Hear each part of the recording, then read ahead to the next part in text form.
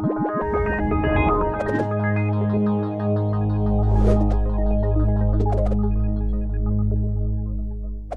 what's up?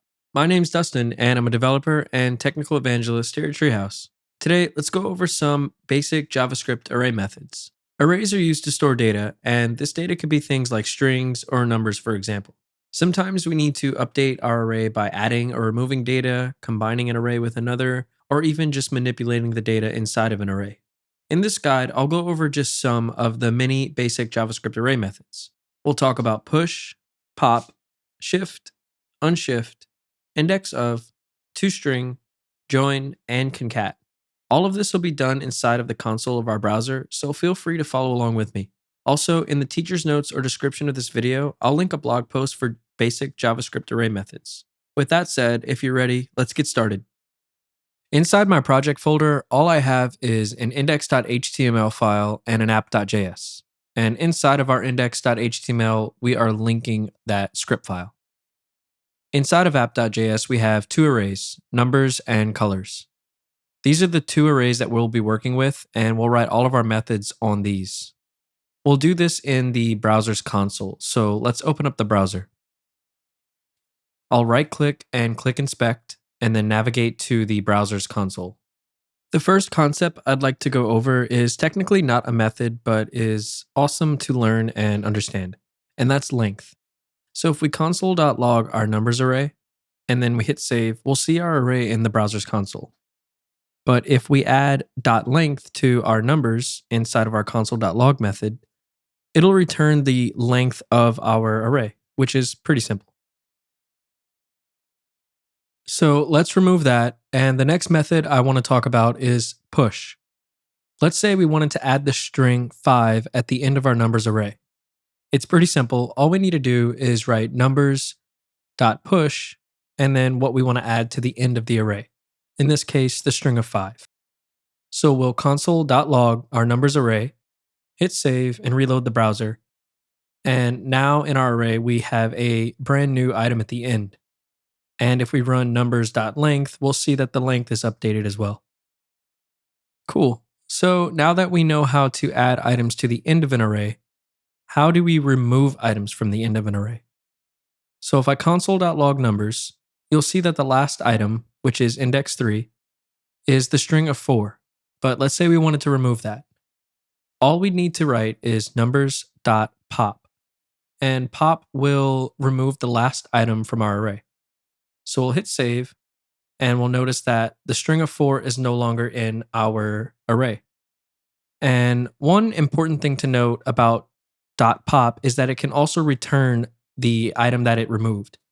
So if we put this in a variable called lastNum, and it equals numbers.pop, and then we console.log lastNum, you'll see that it removes it from the array, but it also returns the item that it removed. This can be pretty handy. So let's now talk about indexOf. Let's say you know the element or item that you need from an array, but you want to get the index of it. All you need to write is the array.indexOf, and then the item that you're looking for. So in this case, the string 3. So if we console.log that and save it, 2 is returned to us in the browser console because the string 3 is in the second index of our numbers array. So indexOf returns the index of the item inside of the parentheses. So now let's talk about how to remove an item from the beginning of an array. In our colors array, we have a string for red, green, and blue. And if we run colors.shift, it will remove the first item of the array. So in the console, we'll see green and blue. We no longer see red. But just like the pop method, this will also return the item that it removed. So if we throw colors.shift into a variable, which we'll call shifted element. So we'll write const shifted element equals colors.shift. And then if we log our shifted element variable, the console will now show red, which is the element that it removed from our colors array. Awesome. So let's remove that. And earlier we talked about push, where we added an item to the end of an array. Now let's talk about unshift, which is the exact opposite. It'll add an item to the beginning of an array. So if we do colors.unshift and we give it the string of purple, and then we console.log colors, we should see a new item in the array at the very beginning with our purple string. And just to show you the difference, we'll swap out unshift with push and we'll hit save, and you'll notice the exact same thing, except purple shows up at the very end of the array, while unshift pushes it at the beginning of the array. Next, let's talk about toString. There's many reasons why you might need every item from your array returned to use a string, and that's where toString comes in. So if we console.log colors, we'll see that we have red, green, and blue in our array. And if we wanted a string with all those names in it, all we'd need to do is write colors.toString. So let's do that, hit save, and now in the browser, we're returned with one string that has red, green, and blue, separated by a comma.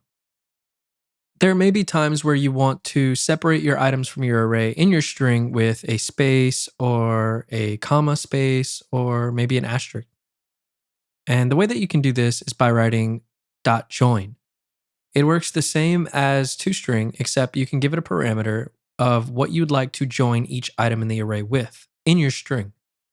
So we can give it a space to separate our items by a space. We can give it a comma space, or we can give it an asterisk, or anything you'd like. This method returns your array as a string joined by whatever characters you'd like. The next method I'd like to go over is concat. Let's say you want to add your numbers and colors array to create one array with all these items in it. You may think we can do console.log numbers plus colors, but if we try that in the browser, you'll see that you're returned with a string of all the items in the arrays, which is not what we want. We want an array, not a string. Even if we try to interpolate it by using backticks and interpolation, it basically does the same thing as before. So in order to combine both arrays into one array, let's set up a new variable. We'll call this const data, and it equals numbers, and we'll do .concat, and in parentheses, we'll give it the colors array. So now let's console.log data, and in the console, we'll see one array called data, and it has all of our items from our numbers array as well as our colors array. So if we do data.length, it'll have the value of 7 because it holds the 4 items from the numbers array and the 3 items from the colors array. And there's also no specific order that you need to list your arrays. So we could also run colors.concat numbers instead of numbers.concat colors. And it'll work pretty much the same way, except our colors array will be first in our data array and then followed by our numbers array. I hope this guide on basic array methods was helpful. Remember, these are just some of the many basic JavaScript array methods. Be sure to check out the teacher's notes or description of this video for documentation on the methods covered in this guide, as well as a few others. I'll see you in the next one, and until then, have fun and happy coding.